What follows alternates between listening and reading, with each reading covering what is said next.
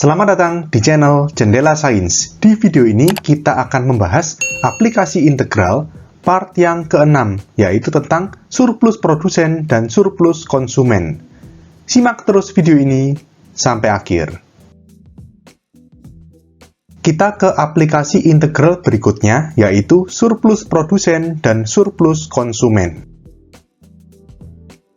Sebelum kita masuk ke surplus produsen dan surplus konsumen, kita bahas sedikit mengenai fungsi permintaan dan fungsi penawaran suatu barang. Di ekonomi, kalian sudah belajar, fungsi permintaan merupakan fungsi yang menyatakan hubungan antara harga barang dengan kuantitas barang yang diminta oleh konsumen atau yang akan dibeli oleh konsumen. Sedangkan fungsi penawaran merupakan fungsi yang menyatakan hubungan antara harga barang dengan kuantitas barang yang akan dijual atau ditawarkan oleh produsen. Gambar grafiknya seperti ini. Sumbu X-nya adalah Q, quantity atau kuantitas barang yang ditawarkan atau diminta. Kemudian sumbu Y-nya adalah P, price atau harga barang tersebut. Yang pertama, fungsi permintaan, gambar grafiknya seperti ini. Turun ya, atau grafiknya gradiennya negatif, miring ke kiri, gitu ya. P sama dengan FQ, harga sama dengan fungsi dalam kuantitas.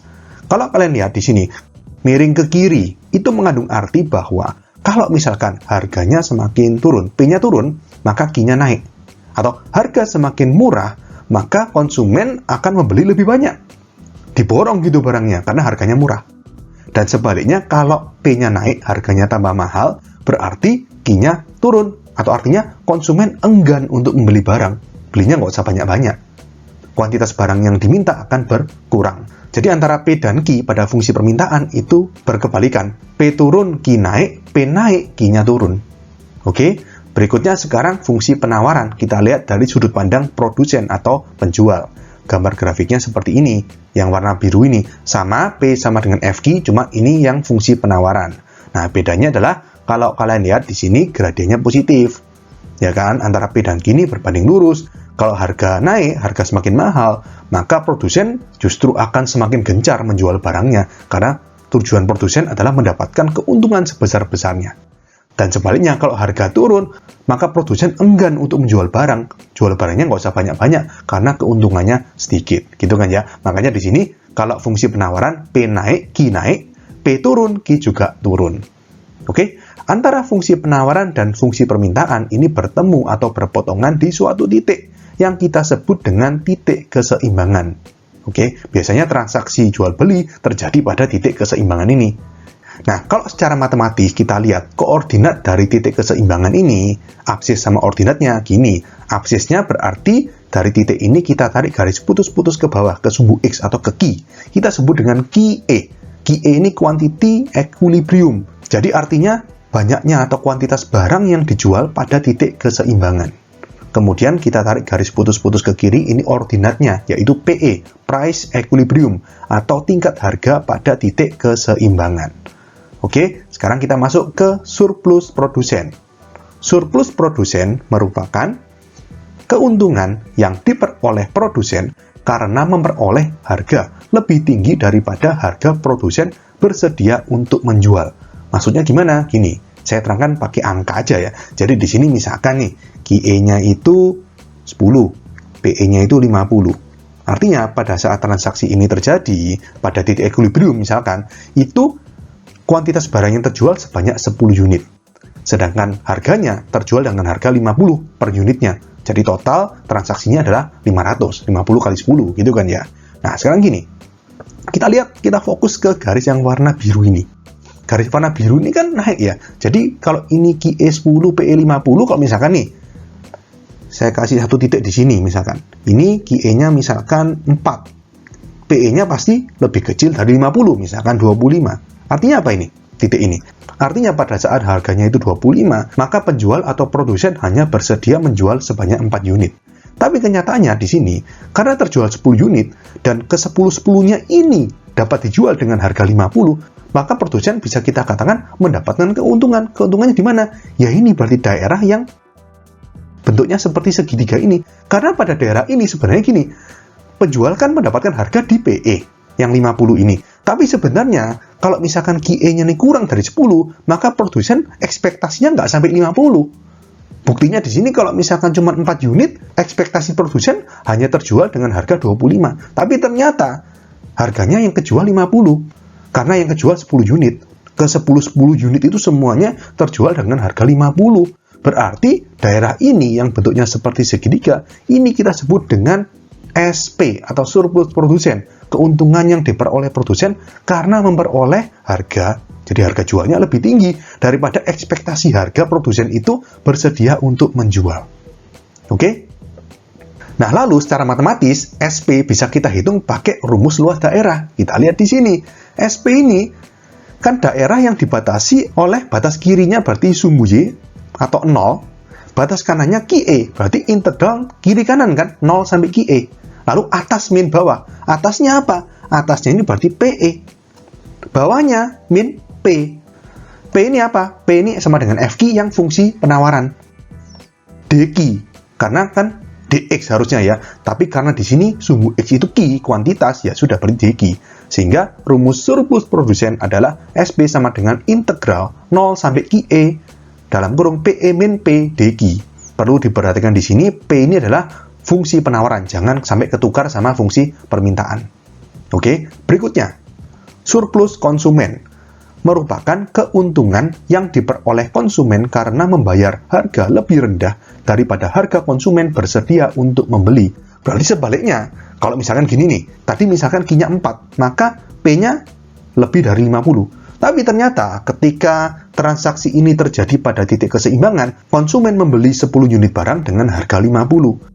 Sehingga di sini konsumen dapat dikatakan memperoleh keuntungan karena dia membayarkan harga yang lebih murah jika dibandingkan dengan ini, fungsi permintaan. Fungsi permintaannya kan ini ada garis yang di atasnya PE, sehingga daerah yang segitiga atas ini disebut dengan SK atau surplus konsumen. Keuntungan yang diperoleh konsumen karena membayar harga lebih rendah, cuma PE bayarnya. Bayangkan kalau misalkan tadi Q-nya 4, kan di sini P-nya pasti lebih dari 50, tapi ternyata konsumen itu cuma bayar 50 karena belinya 10. Itu kan ya. Jadi di sini SK daerah yang atas ini secara matematis berarti gimana? Berarti integral kiri kanan kan 0 sampai QE lagi. Terus atas min bawahnya dibalik sekarang. Atasnya itu fungsi permintaan. Jadi P, bawahnya yang PE. Price equilibrium, tingkat harga pada titik keseimbangan. Sehingga rumusnya SK sama dengan integral 0 sampai QE P min PE DQ. Jadi kebalikannya, kalau tadi PE min P, sekarang P min PE. Cuma hati-hati, sekali lagi hati-hati di sini, P yang di sini, yang di surplus konsumen itu dari fungsi permintaan, bukan fungsi penawaran. Jangan sampai ketukar. Ini ya, perhatian. Pada surplus produsen, fungsi P, jadi P yang ini, adalah fungsi penawaran. Sedangkan pada surplus konsumen, fungsi P yang ini adalah fungsi permintaan. Oke? Kita langsung ke contoh soal. Fungsi permintaan suatu barang dirumuskan P sama dengan 1/4 dikali dalam kurung 40 min Q. Hitunglah besarnya surplus konsumen jika tingkat harga pasar adalah PE sama dengan 5. Nah, tipsnya seperti ini. Sebelum kita menghitung SK, kita harus cari dulu PE dan QE, tingkat harga dan kuantitas barang pada titik equilibrium atau titik keseimbangan. Di sini PE-nya sudah tahu 5. Kita harus hitung QE. Gimana cara cari QE? Ya, kita masukkan PE ini ke fungsi permintaan. Sebenarnya kalau PE sama QE itu bisa fungsi penawaran atau fungsi permintaan, sama aja. Karena ingat tadi grafiknya, titik equilibrium keseimbangan itu pada saat kedua fungsi atau kedua kurva fungsi penawaran dan permintaan itu berpotongan, sehingga memenuhi baik fungsi permintaan maupun fungsi penawaran. Jadi bebas. Di sini yang ada cuma fungsi permintaan, ya sudah, berarti kita masukkan PE ini ke P-nya fungsi permintaan untuk menghitung Q. Q-nya ini menjadi QE. Oke, kita langsung masukkan ya. Jadi P-nya kita ganti dengan 5 sama dengan berarti 1/4 dikali dalam kurung 40 min Q-nya kita kasih indeks E. Ini menunjukkan Q pada equilibrium, pada titik keseimbangan. Ini 1/4 pindah kiri aja, jadi 5 kali 4, 20. Sama dengan 40 min QE. Berarti QE kita dapatkan sebesar 40 min 20 atau 20. Kalau sudah, langsung kita masukkan ke rumusnya. SK sama dengan integral 0 sampai QE P min PE DQ. Gitu ya. Q kan seperti X-nya gitu ya. DX jadi DQ. berarti sama dengan integral 0 sampai QE-nya 20, P-nya, ingat, P pada SK itu adalah fungsi permintaan. Ya sudah, itu semua. 1/4 dalam kurung 40 min Q. Min PE-nya 5. DQ. 1/4-nya kita kalikan masuk ke dalam, berarti sama dengan integral 0 sampai 20, berarti ini 1/4 kali 40, 10. Min 1/4 Q min 5 DQ. Kita lanjut ke atas ini, berarti SK sama dengan integral 0 sampai 20. 10 min 5 itu 5 ya, jadi min 1/4 Q plus 5 DQ. Langsung kita integral, berarti sama dengan min 1/4 dikali setengah Q kuadrat, berarti min 1/8 Q kuadrat plus 5 Q. Batas-batasnya 20, 0. Kita masukkan, berarti sama dengan min 1/8 dikali 20 kuadrat plus 5 kali 20. Min, dalam kurung, min 1/8 dikali 0 kuadrat plus 5 kali 0. Berarti sama dengan 20 kuadrat, itu 400. Bagi 8 berarti 50. Berarti ini min 50 plus 5 kali 20 itu 100. Ini min, ini semuanya kalau kalian hitung 0 ya, ini kan 0 plus 0 ya, 0. Jadi SK-nya sama dengan 50. Oke, jadi kita dapatkan jawaban soal ini, besarnya surplus konsumen jika tingkat harga pasar adalah PE sama dengan 5 adalah 50. Oke, sekian untuk video kali ini. Untuk melihat playlist lengkap dari bab ini, bisa kalian klik thumbnail playlist yang ada di sebelah kanan atas ini. Jika ada pertanyaan, saran, maupun kritik, bisa kalian tulis di kolom komentar. Semoga bermanfaat dan sampai jumpa di video selanjutnya.